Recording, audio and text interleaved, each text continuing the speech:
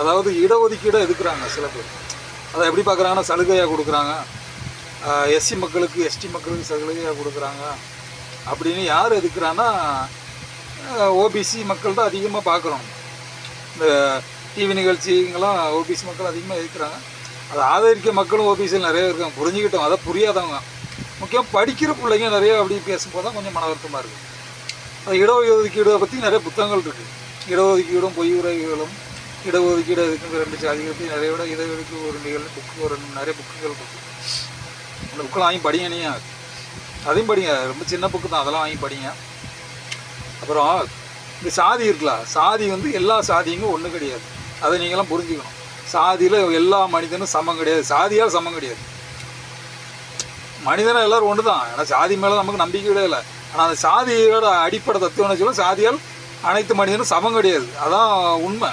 ஒருத்தனுக்கு மேலே கீழே கீழே மேலே இப்படி தான் அந்த அடிப்படை தத்துவமே அதான். அப்போ அந்த சாதியால் சமம் இல்லை. இப்போ நீங்கள் உங்களுக்கு இடஒதுக்கீடு மட்டும் ஒரே லெவலில் கிடைக்கும்னு நீ பேசுகிறீங்க தெரியுமா? அது இடஒதுக்கீடு நலிந்த சமூகம். அதில் ஓபிசி சமூகம், அதாவது ஓபிசினா எம்பிசி பிசி எல்லாம் சேர்த்து சொல்கிறோம். இவங்களும் சேர்த்து கொடுக்கப்பட்டதான் இடஒதுக்கீடு. அப்போ அந்த இடஒதுக்கீடு இந்த நம்ம ஒடுக்கப்பட்ட நலிந்த மக்களுக்கு கொடுக்குறோம். அதில் நீங்கள் எனக்கு கம்மி உனக்கு கம்மின்னு பார்க்குறீங்க. சாதியால் எல்லோரும் சமம் கிடையாது. ஏன்னா ரொம்ப நலிஞ்ச ஒடுக்கப்பட்ட சமுதாயம் அவங்களுக்கு வாழ்வியல் சூழ்நிலையிலும் பிரச்சனை இருக்குது, அவங்க கல்வி கற்கிறதுல நிறைய பிரச்சனை இருக்குது. ஏன்னா அடிப்படை பொருளாதாரமே இல்லாமல் தான் இருக்கிறாங்க. நிறைய கொஞ்சம் கொஞ்சமாக வளர்ந்துருக்கு. எல்லாம் இடஒதுக்கீடில் தான் இப்போவும் நம்ம உருவானது. அப்போது நம்ம இப்போ எதை எதுக்கணும், நம்ம என்ன சொல்லணும் எல்லாரும் தெரியுமா? இங்கே எல்லாரும் ஒரு சாதியாக ஆக்கப்படணும். இந்த சாதியே இருக்கக்கூடாது. எல்லாரும் ஒரு சாதி தான் இருக்கணும். எல்லாரும் மனுஷன்தான், சாதியே வேண்டாம். சாதியாக வச்சா ஒரே சாதியாக வேணும். ஏன் எவனும் பேச மாட்டேங்கிறேன், யாரும் பேச மாட்டேங்கிறீங்க.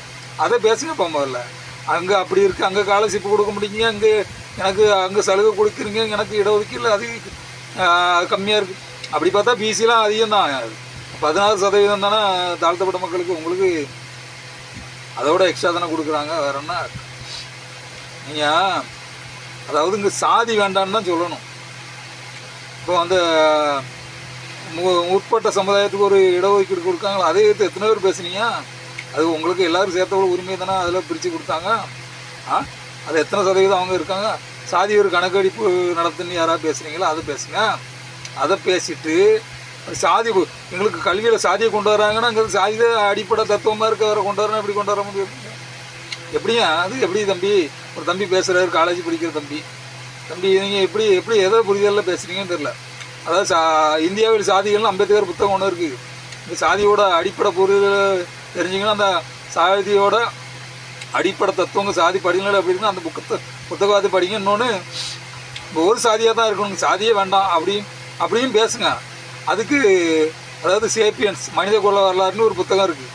அந்த புத்தகம் வாங்கி படிங்க. நம்மளாம் மனுஷன் அப்படிங்கிறது மக்களுக்கு புரியும். எல்லா மக்களுக்கும் முக்கியமாக படிக்கிறவங்க அதையும் சேர்த்து படிங்க. படித்தவங்களாம் அப்படி பேசும்போது தான் ரொம்ப வருத்தமாக இருக்குது. படிக்காதவனே தெளிவாக இருக்கிறோம், படித்தவங்க இப்படி ஒரு முட்டாளத்தனமாக பேசுகிறீங்க பொது இடத்துல, அதுவும் டிவி நிகழ்ச்சியெல்லாம் மைக்கு பிடிச்சிட்டு அப்படி பேசும்போது தான் மன வருத்தமாக இருக்குது.